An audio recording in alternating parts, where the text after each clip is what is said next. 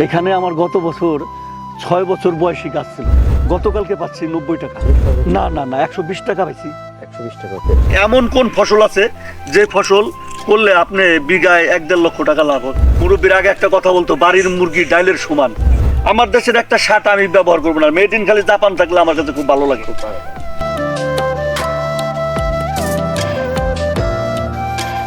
আসসালামু আলাইকুম, শুভ সকাল। শীতের সকালে আপনাদের সকলকে আমন্ত্রণ জানিয়ে শুরু করছি আমাদের উদ্যোক্তার খোঁজের নিয়মিত আয়োজনের আজকের নতুন আরেকটি পর্ব। দর্শক, আজকের পর্বে আমরা একদম কনকনে শীতের মধ্যে, বলতে পারেন ঘন কুয়াশার মধ্যে চলে আসছি হচ্ছে ফরিদপুর সদরের হাটগোবিন্দপুরে আমাদের উদ্যোক্তা আলমাজ ভাইয়ের কুল বাগানে। এই বাগানটাকে যদি আমরা শুধু কুল বাগান বলি তাহলে ভুল হবে, কারণ এটি হচ্ছে একটি মিশ্র ফলের বাগান। এখানে আমরা পেয়ারা এবং কুলের একটি মিশ্র বাগান দেখতে পাচ্ছি এবং একেবারে নতুন একটা বাগান। তো নতুন বাগানে নতুন অল্প বয়সী গাছগুলোতে যে সংখ্যক কুল আমরা দেখতে পাচ্ছি, যে ফল ধরন আমরা দেখতে পাচ্ছি, তাতে সত্যিই অবাক হচ্ছি। তো এই বিষয়টাই আপনাদের সামনে তুলে ধরার জন্য আজকে আমাদের ছুটে আসা। দর্শক, আজকে আমরা চেষ্টা করব হচ্ছে এইভাবে মিশ্র বাগান করতে হলে আপনাদের কোন কোন নিয়ম ফলো করতে হবে, চারা রোপণের যে দূরত্ব, সেই দূরত্বটা কতটুকু রাখতে হবে, এবং এছাড়াও এই চাষাবাদটা আসলে বাণিজ্যিকভাবে কতটুকু লাভজনক। আশা করছি পুরো অনুষ্ঠান জুড়ে সঙ্গে থাকবেন এবং উপভোগ করবেন আজকের দারুণ তথ্যচিত্র। চলুন শুরু করা যাক।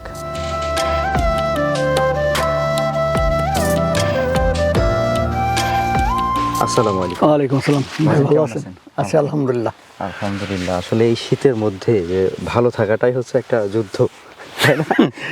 জি। তো এই শীতের মধ্যে আপনারা এত দূর থেকে আসলেন কি করে? সেটাই, একদম এখন বোধহয় সকাল 9টা বাজে। হ্যাঁ, 9টা বাজে। কিন্তু একদম আবহাওয়া দেখে মনে হবে যে মাত্র ফজর শেষ হলো, এরকম একটা অবস্থা। না, আবহাওয়াটাই হ্যাঁ, গতকালকেও সারাদিন এরকমই ছিল। আচ্ছা। আর একদম সারা দেশের উপর দিয়ে শৈত্যপ্রবাহ বয়ে যাচ্ছে, কনকনে অবস্থা। এর মধ্যে হচ্ছে আমরা চলে আসছি ভাইয়ের কুল বাগানে। তো এবার একটু আমাদেরকে বলেন যে আপনার এখন টোটাল কুলের চাষ কতটুকু? তো আলহামদুলিল্লাহ এই বছরে কুল 16 বিঘার উপরে আছে। 16 বিঘা? জি, কুল, শুধু কুল। আর পেয়ারা তো আছেই, মালটা আছে, কমলা আছে, এটা তো আপনি জানেনই যে আমার কিছু আমও আছে। তো এবছরে কুলই আছে 16 বিঘার উপরে। হয়তো বেশি হবে না, কমও হবে না। কয়টা জাত চাষ করছেন? আমার কাছে জাত আছে হলো আপনার 5টা। কি কি? 6টা জাত আছে মূলত, আমি 5টাই বলতেছি। সবার আগে আনছিলাম কাশ্মীরি, সেটা আছে আমার। তারপর অস্ট্রেলিয়ান বল সুন্দরী আছে, ভারত সুন্দরী বা থাই আপেল যেটা আছে, আপনার চায়না টক মিষ্টি যেটা, সেটা আছে। আর একটা আছে কালার টক, ওটাকে আমি মানে বলবো না যে এটা করার জন্য, আমি নিজে ওইটা আর করবো না। ওইটা রেজাল্ট পজিটিভ আসে না, আমি আর কি ট্রায়াল করছিলাম। আচ্ছা। তবে টক মিষ্টি শেষ প্রান্তে। এখন এটা 2 সপ্তাহ যাবতে যে ভারত সুন্দরীটা সেল হইতেছে। আর আপনি তো জানেনই যে কাশ্মীরটা একটু লেট ভ্যারাইটি। এই মোটামুটি হচ্ছে জাতগুলা। জি। আচ্ছা, আমরা বোধহয় গত বছর আপনার এই বাগানটাকে দেখেছিলাম হচ্ছে বড় বড় বড়ই গাছ ছিল। জি জি জি। হ্যাঁ? এখানে আমার গত বছর 6 বছর বয়সী গাছ ছিল। আচ্ছা। ওই কুল গাছ, একেবারে জীবনের প্রথম যে কুল গাছ রোপণ করছিলাম, ওইটা গত বছর কাটার পরে একেবারে তুলে ফেললাম। পরে চিন্তা করলাম যে আমার তো এলাকায় বেশি জমি পাওয়া যায় না, বুঝছেন, যে কারণে ওইটা তুলে সেরা আবার এখানে কুল করতে হয়েছে। করতে একটু লেট হয়েছে আমার, মানে বৈশাখ মাসের শেষ প্রান্তে লাগানো। হ্যাঁ। তবে যদি এটা আরো 2 মাস আগে রোপণ করা যেত, গাছটা আরো অনেক বড় হইতো এবং ফলনটা মিনিমাম ডাবল হইতো। মানে যদি আমরা ফাল্গুনে রোপণ করতে পারি, ফাল্গুনে, তাহলে জি, চৈত্র বৈশাখ থেকে মোটামুটি মানে গাছের বডি ফিটনেসটা বড় হলে ফলনটা বেশি হইতো। আর আসলে আমি এই বছরে এটা কিন্তু কুল গাছ এখানে আমার আছে, ঠিক আছে, কুলটা কিন্তু আমার মানে সঠিক না। আমার হলো এটা হলো আমার অরিজিনাল পেয়ারার বাগান। মানে আপনার মেন চাষ হচ্ছে পেয়ারা? আমি আর মেন চাষ হলো পেয়ারা। আমি এখানে সাথী ফসল হিসাবে এই কুলটা দিচ্ছি এই বছরের জন্য। আচ্ছা আচ্ছা আচ্ছা। কারণ এই যে দেখেন আমার পেয়ারা গাছ এখন রেডি হয়ে গেছে। তো আপনার এই যে কুল এবং পেয়ারার মিশ্র চাষ করলেন, সেক্ষেত্রে আপনার এখানে দূরত্ব কেমন দিলেন? আমি মূলত আসলে মিশ্র কি, এটাকে সাথী ফসল বলবো। এটা মিশ্র না, এটা জাস্ট সাথী ফসল। ধরেন আমি পেয়ারা করলে পদে 8 মাস, যখন একটা পেয়ারা গাছের বয়স 8 মাস, তখন গাছে ফল কিছু রাখা যায়, যেটা বাণিজ্যিক না। তো অতএব আমার বিগত পিছনের যে 8টা মাস, এই 8টা মাস আমার জমিটা কিন্তু ফাঁকা থাকবে। এই কুলটা যদি আমি না রোপণ করতাম, আমার এই শুধু এই পেয়ারা গাছগুলো থাকতো। দেখেন আমার এই যে কুল গাছে কিন্তু এই পেয়ারা গাছের কোনো সমস্যা করে নাই, এই যে দেখেন। আর পেয়ারা গাছের বডি ফিটনেসটা অনেক সুন্দর। এখন আমি পেয়ারাটা ঠিকই রোপণ করছি হলো আপনার 4x5 হাত, এটা কিন্তু ফিট না, 6 ফিট বাই 7.5 ফিট আমার পেয়ারাটা রোপণ করা। আর কুলটা গ্যাপে দিয়ে দিছি, কারণ আমি তো কুলটা এই বছরই শুধু খাবো, এটা আমার জাস্ট এটার সাথী ফসল। আচ্ছা, সেক্ষেত্রে আপনার 1 বিঘাতে এরকম ভাবে যদি করতে হয়, আমরা যদি করতে চাই 1 বিঘাতে কতগুলা কুল গাছ পড়বে তাহলে? 1 বিঘাতে আপনার এমনি স্বাভাবিক জমিতে যেগুলো পড়বে ওইগুলোই পড়বে। ও আচ্ছা আচ্ছা, তার মানে আপনি যে আমার কুল কম পড়বে না। কম পড়বে না? না না, কারণ আপনার গাছ তো আলো বাতাস এখন ঠিকই না পরিপূর্ণ পাইতেছে। দেখেন আচ্ছা, এখন গাছ প্রতি কিরকম ফলন থাকতে পারে আনুমানিক? আসলে কুল তো 2 সপ্তাহ যাবত টুকটাক হারভেস্ট চলতেছে, কারণ অতিরিক্ত কুয়াশা আর এই শীতে কুল আসলে জানেন যে এটা পাকে কম। এটা যত বেশি রোদ্রের তাপ পড়বে তত বেশি কুলটা হারভেস্ট করা সম্ভব। তো তারপরেও মাশাআল্লাহ যেভাবে বিক্রি করতেছে, আমার কাছে মনে হয় যে গাছের বয়স তো আসলে 8 মাস প্লাস, তাতেও 15-20 কেজি আছে ইনশাল্লাহ। 15-20 কেজি। আচ্ছা, এখন পর্যন্ত সর্বোচ্চ বাজার কত পেয়েছেন? আমি গতকালকের বাজারটা বলি, গতকালকে পাচ্ছি 90 টাকা। গতকালকে এটাই কি আপনি এবছরের সর্বোচ্চ? না না না, 120 টাকা পাইছি। 120 টাকা পেয়েছেন, কারণ 2 সপ্তাহ আগে তো বাজার বেশি ছিল, এখন দিন যাবে আর বাজারটা একটু আস্তে আস্তে পড়বে। ধরেন আমি আশা করি যে আমি 70-75 টাকা আমার বাজার শেষ হয়ে যাবে, আমার কুল শেষ হয়ে যাবে 2 সপ্তাহের মধ্যে। শেষ 2 সপ্তাহের মধ্যে এই কুলটা শেষ হয়ে যাবে ইনশাল্লাহ। 2 সপ্তাহের মধ্যে সেক্ষেত্রে দাম 70-এর নিচে আসবে না। তবে সবচেয়ে বেশি পাওয়া গেছে হলো আপনার টক বড়ইটের বাজার। কিরকম দাম পাওয়া গেছে? টক বড়ইটা 160 টাকা পাইছি। 160 টাকা? জি।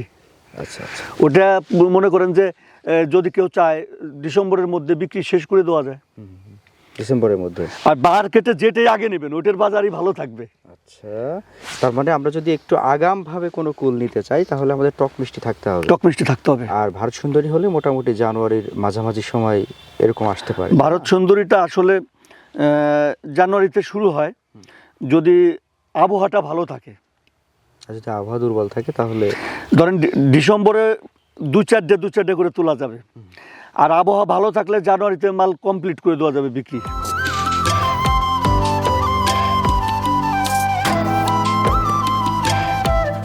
তাহলে ভাই, আপনার যতগুলা কুলের জাত রয়েছে এর মধ্যে বাণিজ্যিকভাবে আপনি সবচাইতে লাভজনক কোন জাতটাকে মনে করছেন? এর মধ্যে আমি এখন বাণিজ্যিকভাবে লাভজনক 2টা কুলকে মনে করি। একটা হলো টক, আচ্ছা, আর একটা হলো থাই বা ভারত সুন্দরী, যেটা একই জাত। অনেকে ভারত সুন্দরী বলে, অনেকে থাই আপেল বলে। এই যে দেখেন, আর একটা বিষয় দেখেন, এই যে এই কুলটা কিন্তু একেবারে সেম আপেলের মতো, কালার টালার দিয়ে দেখেন একেবারে সেম আপেলের মতো। আর এটা মিষ্টির মধ্যে সবচেয়ে বাণিজ্যিকভাবে এখন সফল মনে হয়, সবচেয়ে ভালো হবে। আর টকের মধ্যে টক আছে অনেকগুলোই, তার মধ্যে একটা আছে চায়না টক মিষ্টি, আর একটা টক আছে হলো আপনার আগাম টাঙ্গাইল টক, যেটা নাকি টাঙ্গাইল টকটা আমার এলাকায় চলে না, ওটা ঢাকায় ব্যাপক চলে, কিন্তু আমাদের এলাকায় চলে না। ওটা মেন সিটি শহর ছাড়া চলা সম্ভব না। ওটা হলো একেবারে গলা আটকায় ধরে আর কি। আর একটা টক আছে আপনার সাদা টক। জি, এটা চলবে, তবে এখন পর্যন্ত চায়না টকটা বেশি চলতেছে। জি। আচ্ছা, এটা আমার ছোট ছেলে না? জি, মহিবুল্লাহ। নাম কি বলো? মহিবুল্লাহ। পড়াশোনা করো এখন? বলো, মনে ভর্তি হয়েছে এবছরে?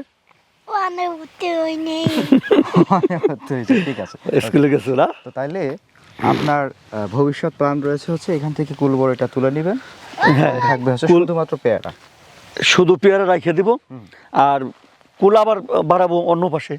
এই যে দেখেন পেয়ারাটা সবচেয়ে বড় জিনিসটা দেখেন, এই পেয়ারার জাতটা দেখেন। আগে বলি, এটা কিন্তু 100% গোল্ডেন এইড জাত, বাছাই করা, আমার নিজ বাগান থেকে করা। এই যে দেখেন প্রত্যেকটা ডুগায় ফুল, এই যে দেখেন প্রত্যেকটা, মানে ডুগা এমন কোনো ডুগা পাবেন না যে ডুগায় ফুল নাই। কিন্তু আমি কিন্তু এইটাও রাখবো না। এরপরে এই কুল গাছ তোলার পরে জমিটাকে পরিচর্যা করার পরে যে মুকুলটা আসবে ওটা রাখবো। ওহো, তার মানে একটু গাছের আমি একটু ম্যাচুইট করে নিতেছি গাছটাকে। আচ্ছা, 1 বিঘা কুল চাষ করে নতুন বছরের বাগান থেকে সর্বোচ্চ কিরকম টাকা বিক্রি করা যেতে পারে? সর্বোচ্চ আমি সর্বনিম্নই বলি। আপনি তো সর্বোচ্চ বলছেন, তো 1 বিঘা জমিতে 250 পিস গাছ লাগানো সম্ভব। কারণ প্রতি শতকে 8 পিস, তাহলে 250 পিসের বেশি পরে আমি 250 পিস ধরবো। মনে করেন আমার একটা কুল গাছে আমি বলছি 15 থেকে 20 কেজি, আপনি লোডা ধরেন 15 কেজি ধরেন, 15 কেজি ধরেন। আমি মনে করেন যে 120 থেকে বিক্রি শুরু করছি, ধরেন গতকালকে রেটও 90 পাইছি। আচ্ছা আপনি টোটাল ওই 120ও না ওই 90ও না, অনলি 60 টাকা ধরেন।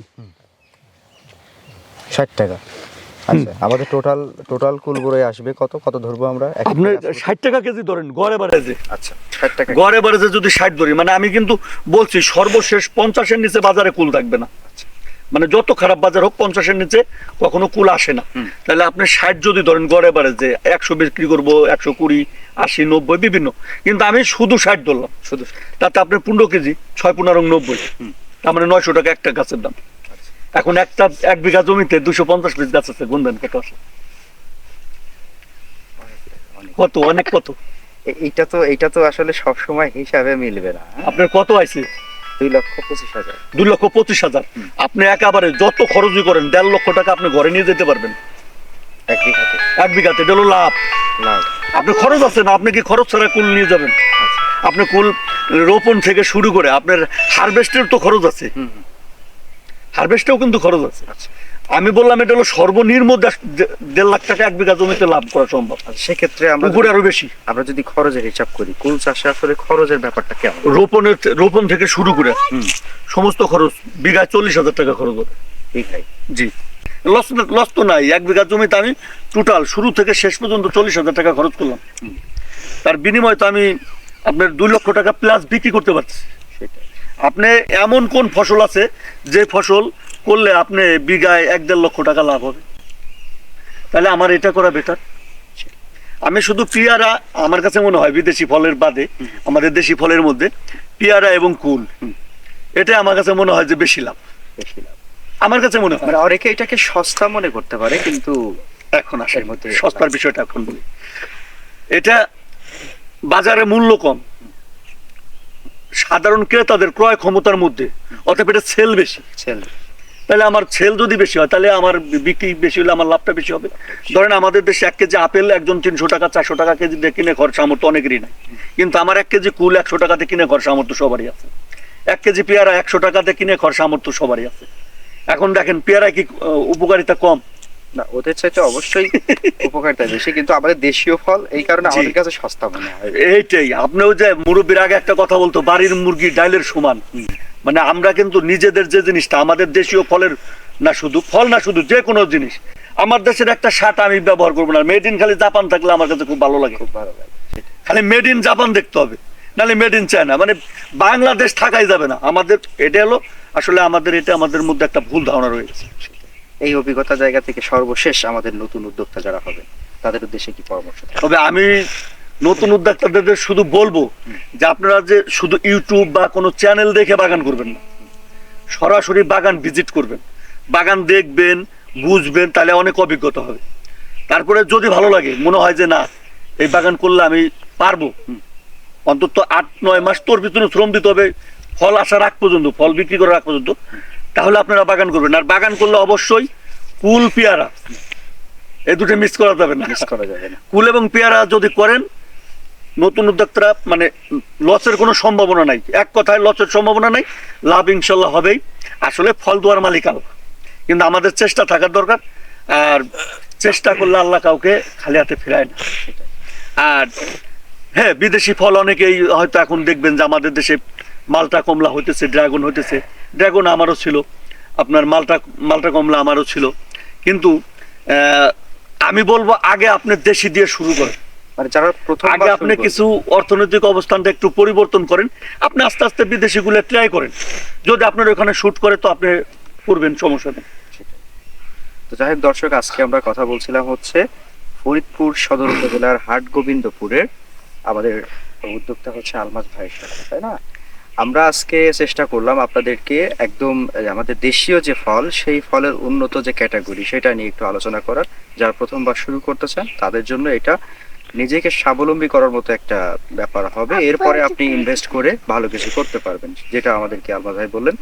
তো আমরা সবাই চাইবো যে আলমাজ ভাইয়ের মতো হচ্ছে আমরা এভাবে করে বাগান গড়ে সবাই স্বাবলম্বী হব এবং সেই চেষ্টা আমাদের মাঝে থাকবে। আর ভাইজান, আপনার জন্য দোয়া এবং শুভকামনা থাকবে, আমাদের আপনাদের জন্য দোয়া শুভকামনা রইলো। তো আসলে শীতের সকালে যে আসছেন অনেক কষ্ট করে, এর জন্য অনেক অনেক ধন্যবাদ। আসসালামু আলাইকুম। ওয়ালাইকুম আসসালাম।